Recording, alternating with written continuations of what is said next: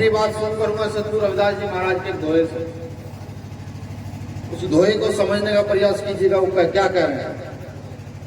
सतगुरु रविदास जी महाराज 650-700 साल पहले कह रहे हैं कि चाहूं ऐसा राज में मिले सबन को वन, कि चाहूं ऐसा राज में मिले सबन को वन, छोट बड़े सब संत को सहरादास रहे प्रसन्न। उस समय भारत के महान संत जिन्हें संत शिरोमणि की उपाधि प्राप्त है, जो संतों में सबसे अग्रणी है, अब से 700-600 साल पहले वो ये कह रहे हैं कि यहाँ ऐसी व्यवस्था स्थापित होनी चाहिए जहां कोई गैर बराबरी ना हो, जहां कोई कम ना हो। ऐसी व्यवस्था स्थापित होगी तो ये देश आगे तरक्की की और उन्नति की ओर बढ़ेगा।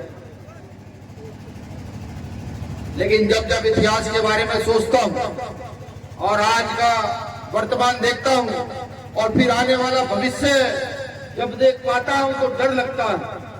ये महसूस होता है कि जो लोग कभी बैठकर साथ खाना खाया करते थे, आज वो लोग एक दूसरे के दुश्मन हो चले हैं। जो लोग आज एक दूसरे के दुश्मन हो चले हैं, वो कल जाकर के नस्लों को बर्बाद करने के लिए लग गए हैं।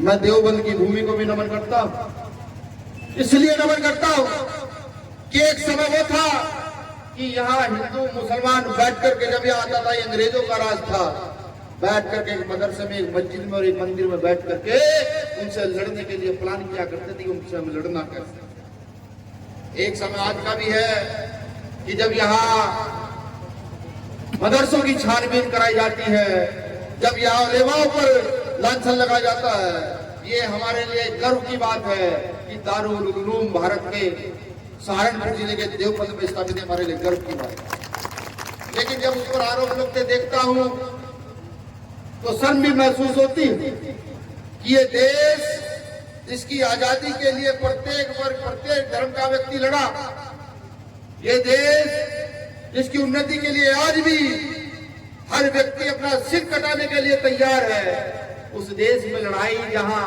तरक्की की होनी चाहिए थी, उस देश में लड़ाई जहां शिक्षा की होनी चाहिए थी, आज उस देश में लड़ाई धर्म की हो चली है। मैं किसी एक धर्म के व्यक्ति को दोष नहीं देता, मैं देता हूं उन लोगों को दोष जो सरकारों में मौजूद है, जो हमारा प्रतिनिधित्व कर रहे हैं। इनको भाईचारा कायम करना चाहिए था, जिनको लोकशाही लोकतंत्र स्थापित करना चाहिए था, जिनको बिना जाति भेदभाव के, बिना धर्म के भेदभाव के व्यक्ति की क्षमता के अनुसार आगे की ओर बढ़ाना चाहिए था। आज वो लोग इस देश में धर्म के नाम पर युवाओं को अंधा करके इस देश को बर्बाद करने का काम कर रहे हैं। एक समय वो भी था कि जब आजादी की लड़ाई चल रही थी तो सहारनपुर से लेकर मेरठ तक उलेमाओं ने अपने सिर कटवा करके यहाँ के पेड़ों के टायरों पर टंगवाने का काम किया, तो कहते थे। एक समय हमारे बीच में एक बहुत ही मशहूर चेहरा क्या, मुझे खुद उनसे मिलकर अच्छा लगा। मुफ्ती ताहिर हुसैन साहब जी हैं, जो चीफ काजी सेंटर की दारुल उलूम सफा दिल्ली से चलकर आए। मैं आपका शुक्रिया अदा करता हूँ, मैं आपसे वादा भी करता हूँ जब कभी मुसीबत होगी और आप याद करेंगे तो भीम आर्मी सिर्फ ये नहीं है जो लोग आप देख रहे हैं, भीम आर्मी इस देश के 24 राज्यों में काम करती है और ऐसा कोई गांव नहीं ना भीम आर्मी का एक कार्यकर्ता ना आपको दिखेगा। तो अभियान लड़ा देने का काम करेंगे। आप सभी का शुक्रिया। अपनी नारों से मैं अपने वक्तव्य को खत्म करूंगा, लेकिन नारों का जोर इतना हो, आज पता लगे देवबंद में कोई कार्यक्रम हो रहा।